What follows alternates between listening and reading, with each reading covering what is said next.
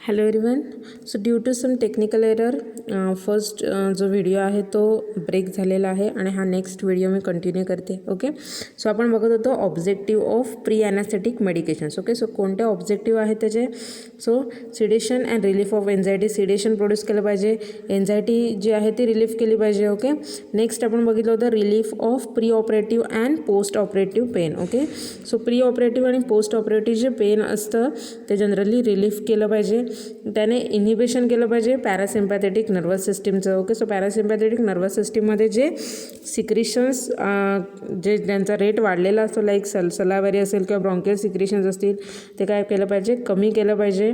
आणि रिफ्लेक्स जो आहे लॅरिंगोस्पाझमचा तो सुद्धा प्रिव्हेंट केला पाहिजे. Okay, so to prevent the cardiac arrest due to the vagals type. Okay, so generally cardiac arrest जे आहे ते सुद्धा प्रिव्हेंट करणं गरजेचं आहे. काही काही असे ड्रग्स आहेत की ज्यांचा डायरेक्ट इफेक्ट जो आहे तो हार्टवर होतो, हार्टमध्ये इरेग्युलॅरिटीज अराईज होतात. सो अशा कंडिशनमध्ये त्याने प्री ॲनास्थेटिक मेडिकेशनने जनरली काय केलं पाहिजे? ते जे काही कार्डियकवर ज्या हार्मफुल इफेक्ट दिसत आहेत ते जनरली मिनिमाइज केले पाहिजे ऑर प्रिव्हेंट केले पाहिजे. Okay, so these are the objective of pre anaesthetics medication.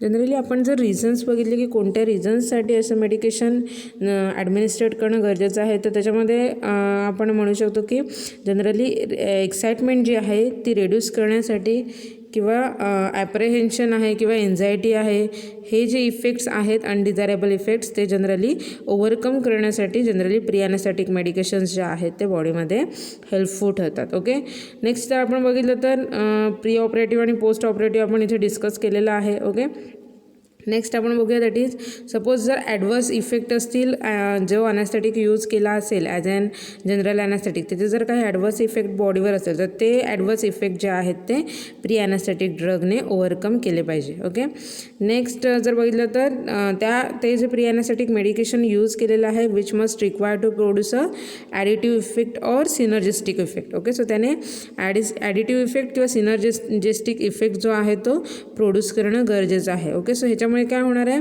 त्या ॲनास्थेटिकचा डोस आहे तो कमी होऊ शकतो आणि त्याच्यामुळे त्याचे जे टॉक्सिक इफेक्ट आहेत ते बॉडीवर रिड्यूस होऊ शकतात. ओके, ॲडिटिव्ह इफेक्ट आणि सिनर्जिस्टिक इफेक्ट आपण ऑलरेडी डिस्कस केलेला आहे. ओके, ॲडिटिव्ह म्हणजे काय? तर एका ड्रगचे ॲक्शन प्लस दुसऱ्या ड्रगचे action is equal to average sum action. Okay, आणि सिनर्जिस्टिक इफेक्ट म्हणजे काय? तर एका ड्रगचे ॲक्शन प्लस दुसऱ्या ड्रगचे action is equal to double action. Okay, म्हणजे खूप जास्त पोटेन्सी आहे, खूप जास्त जो डिझायर्ड इफेक्ट आहे तो मिळतो मीन्स सिनर्जिस्टिक इफेक्ट. आणि ॲडिटिव्ह इफेक्ट म्हणजे काय? तर दोन्ही ॲक्शनच्या ॲव्हरेज सम एवढे ॲक्शन प्रोड्यूस करतात. ओके, सो जनरली जे प्री ॲनास्थेटिक मेडिकेशन यूज केलेलं आहे which must require to produce a synergistic or additive effect. Okay, so ह्याच्यामुळे काय होणार आहे? सिनर्जिस्टिक आणि ॲडिटिव्ह इफेक्ट प्रोड्यूस केल्यामुळे त्या ड्रगचा जो डोस आहे तो कमी होणार आहे आणि त्याच्यामुळे त्याचे जे टॉक्सिक इफेक्ट बॉडीवर दिसणार आहेत ते सुद्धा कमी होणार आहेत. Okay, so these are the various reasons or objective of pre anaesthetic medications. Okay, next that is pre anaesthetic medications. Okay, so different कॅटेगरीचे आपण प्री ॲनास्थेटिक मेडिकेशन डिस्कस करूया. So it is the use of drug prior to anaesthesia to make it more safe and pleasant. Okay, so generally ॲनास्थेटियाचा use आहे तो safe आणि pleasant बनवण्यासाठी पेशंटचा comfort तिथे मेंटेन करण्यासाठी generally pre anaesthetic medications administrate केले जातात. ओके, सो त्याच्यामध्ये आहे जर एन्झायटी रिलीव्ह करण्यासाठी जनरली बेन्झोडायझेपिन्स यूज केले जातात. ओके, सो बेन्झोडायझेपिन्स कॅटेगरीचे जे ड्रग्स आहेत which comes under the anti anxiety agent. Okay, next to prevent the allergic reactions antihistaminics are gives. Okay, so generally allergic reactions आहेत त्या prevent करण्यासाठी अँटीहिस्टामिनिक like drug use केले जातात. Okay, next to prevent the nausea and vomiting. Okay, nausea and vomiting prevent करण्यासाठी antiemetics दिले जातात.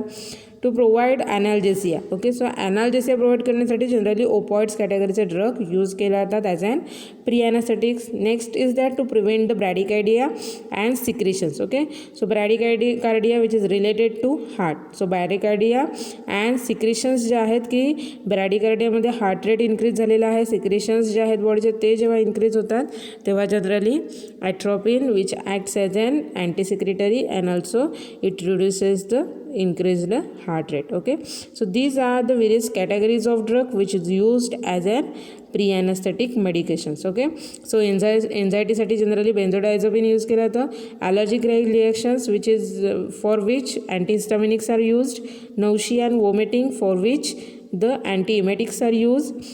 analgesia like conditions produce करण्यासाठी generally opioids use केले जातात. अँड ब्रॅडिकार्डिया अँड सिक्रेशन्सचे जे disorders which arises due to the anaesthesia that could be overcome with the help of atropine. Okay, so next आता आपण प्रिॲनास्थेटिक मेडिकेशनचं क्लासिफिकेशन बघूया. Okay, generally preanaesthetic medication आहे ते जनरली 4 ग्रुपमध्ये डिवाइड झालेलं आहे. मॉर्फिन और पेथिडीन, नेक्स्ट आहे ॲट्रोपिन और हायोसिन, डायझेपम और क्लोरप्रोमाझिन, आणि नेक्स्ट आहे that is promethazine. Okay, so morphine आणि पेथिडीन जर आपण बघितलं तर its acts as an narcotic analgesic. Okay, so narcotic analgesic generally they reduce the pain which helps to reduce the apprehension by depressing CNS. Okay, so त्याचे action काय आहे तर central nervous सिस्टीमचं depression करतं आणि त्याच्यामुळे काय होतं जे काही पेन्सचे परसेप्शन्स आहेत किंवा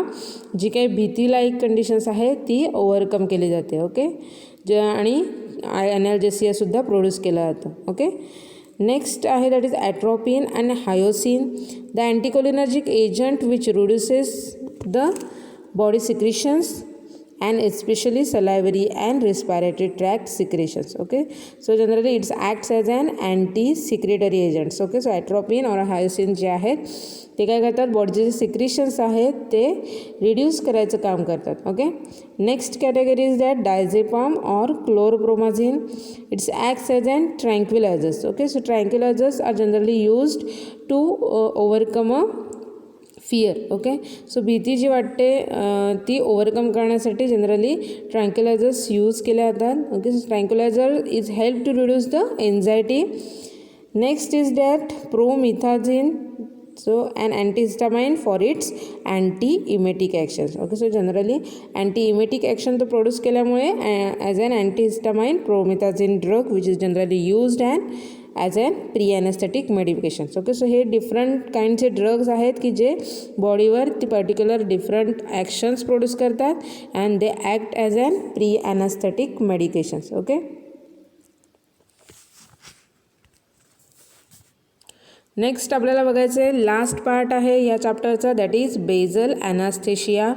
so state of light anaesthesia not deep enough to permit a surgical operations. Okay, so generally काय आहे बेझल ॲनास्थेशिया. ओके, ॲनास्थेशिया प्रोड्यूसच करतात हे एजंट. ओके, पण त्यांचा जो ॲनास्थेटिशियाचा जो इफेक्ट आहे मीन्स लॉस ऑफ कॉन्शियसनेस आणि सेन्सेशन त्याची जी डेप्थ आहे ती जास्त डीप नसते. ओके, म्हणजे जनरली कमी कॉन्सन्ट्रेशनचा किंवा कमी ह्याचा ॲनास्थेशिया प्रोड्यूस केला जातो. ओके, जनरली लाईट ॲनास्थेशिया जो आहे तो प्रोड्यूस केला जातो. ओके, सो बेझल ॲनास्थेशियामध्ये जनरली काय आहेत की ज्या अशा मेजर ऑपरेशन्स आहेत. ओके, हार्ट सर्जरी असतील किंवा किडनी ऑपरेशन्स असतील असे जे मेजर ऑपरेशन असतील ते जनरली केले जात नाहीत. Okay, so diazepam slowly intravenously used as an basal anesthesia. Thiopental sodium rectally used as an basal anesthesia. Okay, so in case of extremely nervous patient or in case of hyperthyroid patients, it always better to bring a patient in operation theater in the state of basal anesthesia. Okay, so generally काय केलं जातं की हायपरथायरॉइड जर patient असतील किंवा असे patients generally असे patients आहेत की ज्याच्यामध्ये नर्वस सिस्टीमचे कोणते डिसऑर्डर्स आहेत. ओके, सो अशा कंडिशन्समध्ये काय आहे पेशंटला ऑपरेशन थिएटरमध्ये नेण्यापूर्वी जनरली त्यांना बेझल ॲनास्थेशिया दिला जातो. ओके, बेझल ॲनास्थेशिया दिला जातो आणि मग त्याच्यानंतर त्यांना जनरल ॲनास्थेशिया दिला जातो. ओके, बेझल ॲनास्थेशिया काय करणार आहे त्याच्यामध्ये जे काय आहे लाईट ॲनास्थेशिया प्रोड्यूस करणार आहे आणि मग जनरल ॲनास्थेटिक्स जे आहेत ते डीप ॲनास्थेशिया प्रोड्यूस करतात. Okay, so state of anesthesia short of surgical anesthesia is called as basal anesthesia. The agent used for this purpose are called as basal anesthetics. Okay, so generally short surgical ज्या process आहेत त्याच्यामध्ये generally bezel anaesthetics म्हणून as an ॲनास्थेटिक म्हणून use केल्या जातात, किंवा जे measures operations आहेत त्याच्यामध्ये सुरुवातीला पेशंटला ऑपरेशन थिएटरमध्ये नेईपर्यंत त्याच्यामध्ये ॲनास्थेशिया प्रोड्यूस करण्यासाठी जनरली बेजल ॲनास्थेशिया हे ड्रग यूज केले जातात. Okay. So basal anaesthetics agents इथे बघा 3 आहे. That is thiopentone sodium, tribromoethanol, paraldehyde. Okay. So thiopentone sodium 2% salt is generally administered IV until the patients become unconscious. Okay. So generally 2% salt फॉर्ममध्ये जे आहे ते थायोपेंटॉन sodium बॉडीमध्ये ॲडमिनिस्टर्ड केलं जातं थ्रू इंट्रावेनस रूट. ओके. जिथपर्यंत त्या पेशंटला ते ॲडमिनिस्टर्ड केलं जातं जिथपर्यंत पेशंट जो आहे तो अनकॉन्शियस इफेक्ट दाखवायला सुरुवात करत नाही तोपर्यंत. Next that is tribromoethanol. It is administered as a retention enema. Okay. So enema म्हणजे काय हे आपण route of administration of drug हा चॅप्टर बघितलेला आहे त्याच्यामध्ये आपण बघितलेला आहे enema. Okay. So generally drug जो आहे तो कुठून ॲडमिनिस्ट्रेट केला जातो तर रेक्टल रूटमधून ॲडमिनिस्ट्रेट केला जातो. ओके. आणि रिटेन्शन एनेमा जनरली बॉडीमध्ये काय आहे तो राहतो आणि त्याची जी मेडिकेटेड ॲक्शन आहे ती प्रोड्यूस करतो. Okay. So generally it is administered as a retention enema. बॉडीमध्ये इंजेक्ट केल्यानंतर तो काय करणार आहे बॉडीमध्ये राहणार आहे आणि मग त्याचा जो ॲनास्थेटिक इफेक्ट आहे तो प्रोड्यूस करणार आहे. As contains halogen, it has hepatotoxic effect and hence it is not used. Okay. So generally बॉडीमध्ये त्याची एंट्री होणार आहे पण त्याच्यामध्ये हॅलोजन हॅलोजन असल्यामुळे generally its causes the hepatotoxicity. Okay. So त्याच्यामुळे generally tribromoethanol generally as an basal anaesthetics म्हणून use होत नाही. Okay. Next is that paraldehyde. So it is also administered as a retentional enema. Generally paraldehyde हा सुद्धा त्याचं route of administration काय its administered as an retentional enema. Okay. So with the availability of tranquillisers and better safety with established anesthetics, the basal anesthetics are not used nowadays. Okay. so generally आत्ताच्या ह्याच्यामध्ये bezel ॲनास्थेटिक use होत नाहीत कारण का जे ॲनास्थेटिक्स आहे general anaesthetic ते generally ट्रँक्युलायझर्सची बेटर अवेलेबिलिटी असल्यामुळे प्री ॲनास्थेटिक मेडिकेशनची बेटर अवेलेबिलिटी आणि रिझल्ट असल्यामुळे जनरली प्री ॲनास्थेटिक मेडिकेशनसोबत general anaesthetic agent generally use केले जातात. बेजल ॲनास्थेशिया जे आहे ते कमी प्रमाणामध्ये यूज होतात. ओके. सो इथे आपला चॅप्टर जो आहे जनरल ॲनास्थेटिक्स तो संपलेला आहे. Okay. Exam point of view पूर्ण चॅप्टरचा जर विचार केला तर त्याची मोड ऑफ ॲक्शन एक्झाममध्ये विचारलेली आहे, त्याचं क्लासिफिकेशन विचारलेलं आहे. ओके. सो एक गोष्ट मी तुम्हाला आता क्लिअरली सांगते की ह्यांचे जे क्लासिफिकेशन जे आहे